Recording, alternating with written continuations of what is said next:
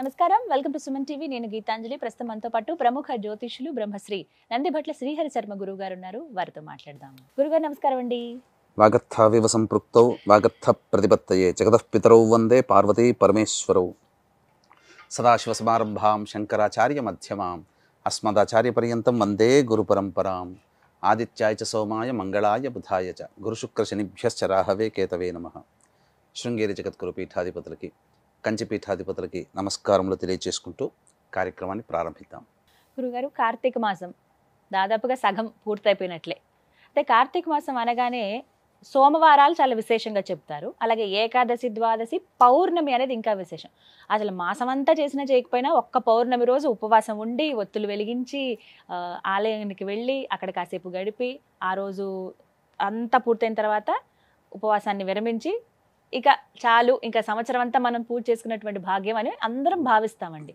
అయితే మీరు ఒక మాట అన్నారు లాస్ట్ టైం వీడియోస్ చేసేటప్పుడు, పౌర్ణమి ఎంత విశేషమో అంతకు మించిన విశేషమైన రోజులు ఇంకా ఉన్నాయమ్మా కార్తీక మాసంలో అన్నారు. వాటి గురించి ప్రత్యేకంగా ఒక వీడియో చేద్దామని. అయితే ఇంకా ఆ రోజు ఇప్పుడు ఉందా అండి, లేకపోతే 15 రోజుల ముందే పూర్తయిందా? ఆ వివరాలు తెలియచేయండి. ముందుగా వీక్షించేటువంటి సుమన్ టీవీ ప్రేక్షకులకి గమనిక, ఈ కార్తీక పౌర్ణమి సందర్భంగా ఊరు వాడవాడల అందరూ కూడా భక్తి ప్రపత్తులతో దీపారాధన, ఈ యొక్క ఈశ్వరుని ఆరాధన అనేటువంటిది చేస్తూ వచ్చారమ్మా. అవును. కానీ పంచాంగములు తిరిగేస్తూ ఉంటుంటే ఈ కార్తీక సోమవారాల మీద దృష్టి పెట్టినప్పుడు ఒక అద్భుతమైనటువంటి విషయం కనబడిందమ్మా. అంటే ఈ క్రోధినామ సంవత్సరం ఈ కార్తీక మాసానికి మాత్రమే పరిమితమైనటువంటి రోజుగా చెప్పవచ్చని నా పరిశీలనలో. ఎందుకనంటే శివ పరివారానికి సంబంధించినటువంటి అందరికీ సంబంధించి కలిసి వచ్చే రోజు ఒక రోజు. అంటే ఈశ్వరుడు, అమ్మవారు, వినాయకుడు, కుమారస్వామి, వీళ్ళందరికీ కూడా ఈ శివ పరివారమే కదమ్మా. ఈ నలుగురే శివ పరివారం. ఈ శివ పరివారానికి సంబంధించి అన్నిందరికీ కలిసి వచ్చిన దేవతారాధన కలిసి వచ్చిన ఏకైక రోజు ఇప్పుడు రాబోతుంది 18వ తారీఖు, 3వ కార్తీక సోమవారం. 3వ కార్తీక సోమవారం.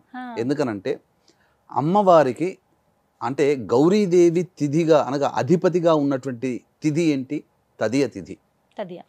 తరువాత సోమవారం, కార్తీక సోమవారం ఈశ్వరుడు. మళ్ళీ ఈశ్వరునికి ఇంకొక ప్రత్యేకత ఉంది. ఆ రోజున ఉన్నటువంటి నక్షత్రం ఏంటమ్మా? మృగశిర నక్షత్రం.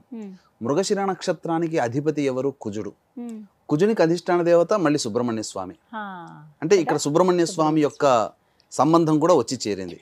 ఇక 4వది వినాయకుడు. ఆ రోజున సంకష్టహర చతుర్థి 18వ తారీఖు రోజున. అంటే మధ్యాహ్నానికి వస్తుందండి. అంటే ప్రదోషకాల సమయంలో చతుర్థి ఉంటే కనుక ఆ రోజే చేసుకోవాలి. సంకష్టహర చతుర్థి సోమవారం 18వ తారీఖు అయింది. అంటే వినాయకుడు, ఈశ్వరుడు, అమ్మవారు, కుమారస్వామి, సుబ్రహ్మణ్య స్వామి నలుగురికి సంబంధించినటువంటి రోజుగా చెప్పబడి ఉంది. కాబట్టి ఈ రోజున ఎవరైతే వీక్షిస్తున్నటువంటి ప్రేక్షకులు 3వ కార్తీక అంటే తెలిసి తెలియక కూడా చాలా మంది భక్తి ప్రపత్తులతో ఈశ్వరుని ఆరాధన చేస్తారు. అది అందరూ చేస్తారు. కానీ ఇప్పుడు మనము చెప్పబోయేటువంటిది తెలుసుకొని ఇంకా కొంత సమయం మన దేవతారాధనకి గనక వెచ్చించుకుంటే మరింత పుణ్య ఫలితము. అసలు చెప్పాలనంటే ఈ కార్తీక మాసం అంతా కూడా చేసిన పుణ్య ఫలితం ఒక్క రోజుకే వస్తుందేమో అన్నంతగా ఆ కలయిక ఉందమ్మా. మరి ఏం చేయాలంటే ఆ రోజున సాధారణంగా వివాహం కావాల్సినటువంటి అమ్మాయిలు ఆ రోజున కాత్యాయని వ్రతం చేయండి.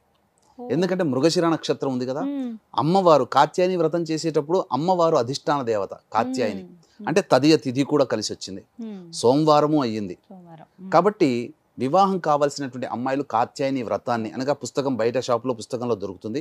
కాత్యాయని వ్రతాన్ని ఆచరించి ప్రదోషకాల సమయంలో ముత్తైదువుకి పిలిపించుకొని, ఒక్కరిని కానీ ముగ్గురు కానీ పిలిపించుకొని వారికి స్త్రీ అలంకరణ వస్తువులు అంటే అద్దము, దువ్వెన, కాటుక, గాజులు, రవిక బట్ట, పూలమాల, పసుపు, కుంకుమ ఇవన్నీ కూడా ఆ ముత్తైదుకి వాయనం ఇచ్చి ముత్తైదుకి భోజనం పెట్టి తాంబూల దక్షిణ ఇచ్చి చేస్తే ఆ వ్రతం యొక్క సంపూర్ణ ఫలితం దక్కుతుంది. ఇది వివాహం కావాల్సినటువంటి వాళ్ళకి.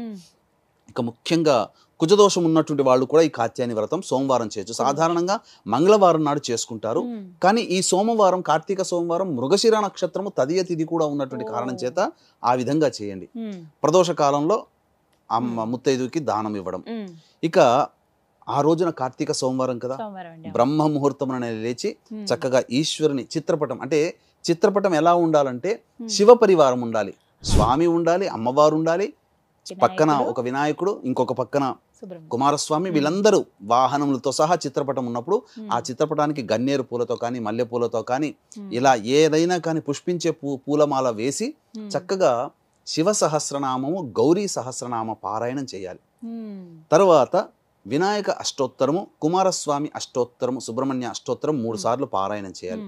తర్వాత వడపప్పు, పానకము ఇవన్నీ కూడా నైవేద్యం పెట్టాలి. చలివిడి కూడా నైవేద్యంగా పెట్టాలి. ఇక కుజదోషంతో బాధపడుతున్నటువంటి వాళ్ళు సుబ్రహ్మణ్య స్వామి అనగా శివాలయానికి చేరుకుంటే ఆ శివాలయంలో శివ పరివారం అంతా ఉంటారు. గణపతి ఉంటాడు, సుబ్రహ్మణ్య స్వామి ఉంటాడు, అమ్మవారు ఉంటాడు, ఈశ్వరుడు ఉంటాడు. ఆ రోజున చక్కగా అర్చనాభిషేకాదులు ఆ దేవాలయంలో గోతనామాలతో జరిపించుకోవడం ద్వారా వాళ్ళ సంకల్పం అనేటువంటిది అతి శీఘ్రముగా నెరవేరుతుందమ్మా. ఈ శివ పరివారం సంబంధించిన అన్ని కలిసిన రోజు ఆ ఒక్క రోజే ఉంది, 18వ తారీఖు. ఇక మరొక్క విశేషం ఏంటంటేనమ్మా, ప్రదోషకాలం సాయంకాలం 6:30 కల్లా తదియ వెళ్ళిపోతుంది, చవితి వస్తుంది. ఆ తరువాత మధ్యాహ్నం 3 గంటలకల్లా మృగశిర నక్షత్రం వెళ్ళిపోతుంది. అంటే ప్రదోషకాల సమయానికి సూర్యాస్తమయం 6:03, 6:04 ఉంది. ప్రదోషకాల సమయానికి శివుడి నక్షత్రమైనటువంటి ఆరుద్ర నక్షత్రం ఉంది.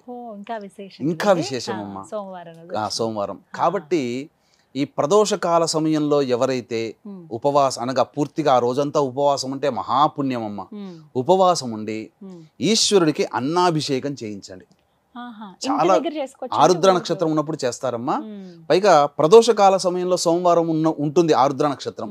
కాబట్టి దేవాలయంలో చేయగలిగే అవకాశం ఏంటంటే భగభగమండే అన్నముతో కాదమ్మా, అన్నముని పూలలాగా ఉండాలి. అంటే గంజి వారిస్తే చక్కగా వస్తుంది. మనం ఇంట్లో ప్రెషర్ కుక్కర్ లో పెట్టుకుంటే ముద్ద అవుతుంది. గంజి వారిస్తే చక్కగా పలుకులుగా వస్తుంది. కాస్త ఆరబెట్టి చల్లబడ్డ తర్వాత గోరువెచ్చగా మరీ వేడిగా కాకుండా ఆ ఉన్నటువంటి దాంతో అన్నాభిషేకం చేస్తే ఆ ఈశ్వరుడు ఆరుద్ర నక్షత్రము సోమవారము ఆ కలిసి వచ్చిన రోజు మాత్రం ఇంకా మళ్ళీ రేదమ్మా. అంతటి పవిత్రమైనటువంటి రోజుగా చెప్పబడి ఉంది. ఇంకా ఆ రోజున గనక అంతా ఉపవాసం ఉండి సాయంకాల ప్రదోషకాల సమయంలో చిన్న పని గనక చేస్తే సాక్షాత్తు ఈశ్వరుని కటాక్షం లభిస్తుందమ్మా. ఏంటి గురువుగారు? తప్పకుండా వీక్షించేటువంటి సుమన్ టీవీ ప్రేక్షకుల గమనిక, ఈ యొక్క కార్తీక మాసం ఆఖరి సోమవారం నవంబర్ 25వ తారీఖు రోజున తండ్రి వైపు 6 తరాలు తల్లి వైపు 3 తరాల్లో కుటుంబంలో ఏవైనా దుర్మరణాలు ఉంటే అవి పితృదోషంగా చెప్పబడి ఉంటుంది. ఈ పితృదోషానికి గోకర్ణ క్షేత్రంలో నవంబర్ 25వ తారీఖు రోజున చేయించడం జరుగుతుంది పితృదోష నివారణ పూజలు. వీటి వల్ల కుటుంబ సభ్యుల మధ్య అవగాహన ఉండకపోవడం, పెళ్లిళ్ళు కాకపోవడం, సంతానం కలగకపోవడం, ఏ పని పూర్తి కాకపోవడం, ప్రతిదీ కూడా ఆలస్యం అవడం అనేటువంటిది జరుగుతుంది. ఈ అవకాశాన్ని ప్రేక్షకులు చక్కగా వినియోగించుకోగలరు. ఏం చెయ్యాలి ఆ సమయానికి అని అంటే అమ్మా, నిజంగా చెప్పాలంటే ఆరుద్ర నక్షత్రం అంటే సాక్షాత్తు శివ నక్షత్రం, పైగా సోమవారం నాడు కలిసి వచ్చింది. కాబట్టి చంద్రమండలంలో ఆకాశంలో చంద్రుని చూడాలమ్మా. చంద్రుని గనక చూసి చంద్రుని పక్కనే అంటే ఆరుద్ర నక్షత్రం ఉంటుంది, ఆరుద్ర నక్షత్రాన్ని ఆకాశంలో దర్శనం చేసుకోవాలి. దానివల్ల ఈశ్వర అనుగ్రహం కలుగుతుంది. ఎందుకంటే ఈశ్వరుడి నక్షత్రం అది.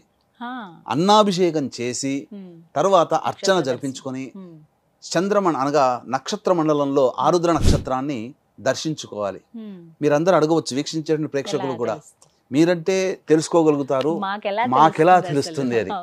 అయితే ఇక్కడ గమనించాల్సింది ఏంటంటేనమ్మా, చంద్రుడు ఎక్కడ ఉంటాడో, చంద్రుడు ఏ నక్షత్రంలో సంచరిస్తుంటాడో ఆ నక్షత్రం పక్కనే చంద్రుడు ఉంటాడు. ఇదొక బండ గుర్తు. ఇప్పుడు ఈ రోజు మృగశిర నక్షత్రం, ఆ రోజున మృగశిర నక్షత్రం ఉంది. సాయంకాలం ప్రదోషకాలానికి మధ్యాహ్నం 3 గంటలకే ఆరుద్ర నక్షత్రం వస్తుంది. ఆ సమయంలో చంద్రుడు కనుక ఆకాశంలో చూస్తే చంద్రుని పక్కన ఏ నక్షత్రం అయితే ఉంటాయో సమూహము, ఆ నక్షత్ర సమూహంలో ఉంటాడు.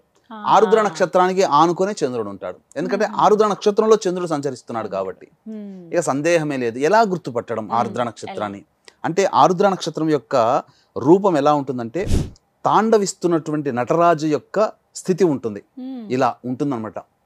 కాబట్టి మీకు ఆకాశంలో చూస్తే ఎక్కడైనా కానీ ఒక 3 చుక్కలు, 1, 2, 3, ఒక్కొక్క చుక్కకి మధ్య సమాంతరమైన డిస్టెన్స్ ఉంటుంది. ఆ 3 చుక్కలు ఒకే రేఖ మీద ఉంటుంటాయో అదే ఆరుద్ర నక్షత్రం. అంటే ఆరుద్ర నక్షత్రం చాలా నక్షత్రాల సమూహం. గుర్తుపట్టడం కోసం ఒక 3 నక్షత్రాలు ఒకే గీతలాగా వరుసగా ఉంటాయి ఇలా చంద్రుడి పక్కన. అది ఆరుద్ర నక్షత్రం. ఒక్కసారి నమస్కారం చేసుకోండి.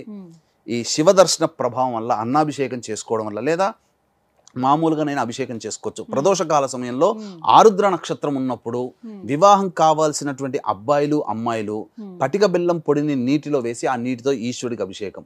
ఉద్యోగం కావాల్సినటువంటి ఎవరైనా కానీ, ఉద్యోగంలో అభివృద్ధి కావాలనుకునే వాళ్ళు, బదిలీ కావాలనుకునే వాళ్ళు ఎవరైనా చెరుకు రసంతో ఈశ్వరుడికి అభిషేకం.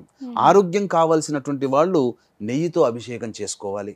ఇలా పలు రకాలైనటువంటి ద్రవ్యములతో చేస్తే చాలా విశేషమైనటువంటి పుణ్య ఫలితం. ఆ ప్రదోషకాల సమయంలో చేసి అర్చన చేసి ఈశ్వరుని దర్శించుకోండి. చాలా పుణ్యమైందమ్మా. మళ్ళొకసారి చెప్తున్నానండి, కార్తీక 3వ సోమవారం అయింది, తదియ తిథి అయింది, మృగశిర నక్షత్రం ఉంది, సంకష్టహర చతుర్థి, కుజునికి సంబంధించిన నక్షత్రం, సుబ్రహ్మణ్య స్వామి నక్షత్రం, పైగా ఆరుద్ర నక్షత్రం. ఈ 5 రకాలైనటువంటి యోగాలు కలిసినటువంటి శుభ సమయం అది. పైగా సాధ్య యోగం కూడా ఉందమ్మా, వణిజాకరణం ఉంది. ఇవన్నీ కూడా సంపూర్ణంగా యోగాన్ని ఇచ్చేటువంటిదమ్మా. కాబట్టి వీక్షించేటువంటి ప్రేక్షకులు ఏమాత్రం కూడా అలసత్వం చేయకుండా మీ భక్తి ప్రపత్తులతో ఆ యొక్క సంబంధించినటువంటి దేవతారాధన చక్కగా చేసుకోండి.